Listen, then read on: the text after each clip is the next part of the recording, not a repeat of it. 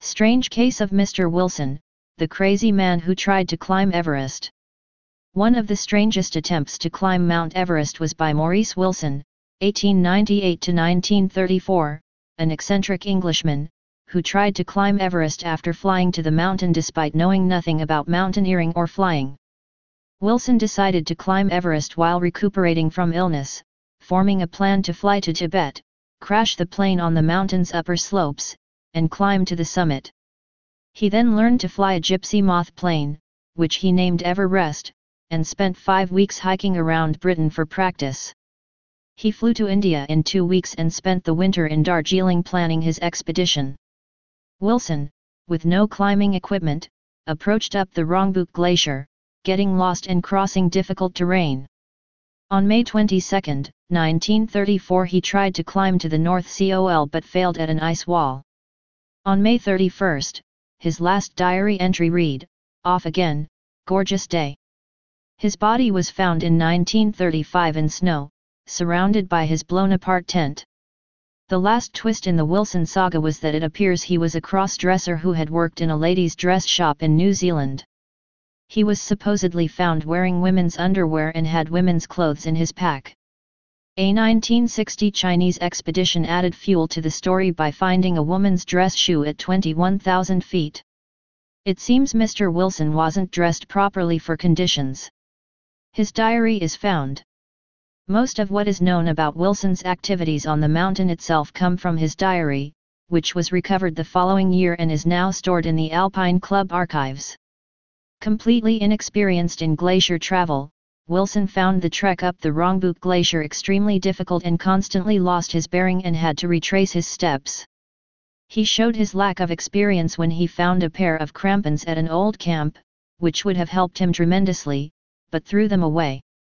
After 5 days and in worsening weather he was still 2 miles short of Rutledge's Camp 3 below the North Colonel. He wrote in his diary, "It's the weather that's beaten me, what damned bad luck," and began a grueling 4-day retreat down the glacier.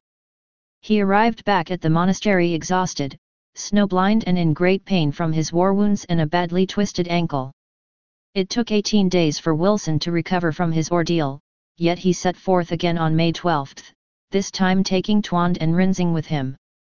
With the Sherpas' knowledge of the glacier they made quicker progress and in 3 days they reached Camp 3 near the base of the slopes below the North Colonel. Confined to camp for several days by bad weather, Wilson considered possible routes by which he could climb the icy slopes above, and made a telling comment in his diary.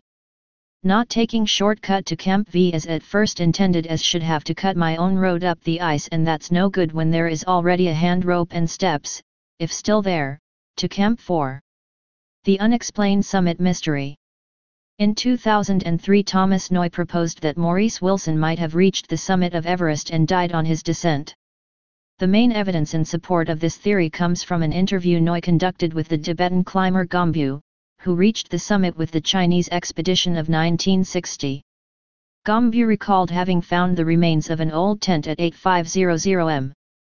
If true, this would be higher than any of the camps established by the previous British expeditions, and Noy suggests that it must have been put there by Wilson, showing that he reached a much higher point than previously believed. Noy's theory has not found widespread support in the mountaineering community.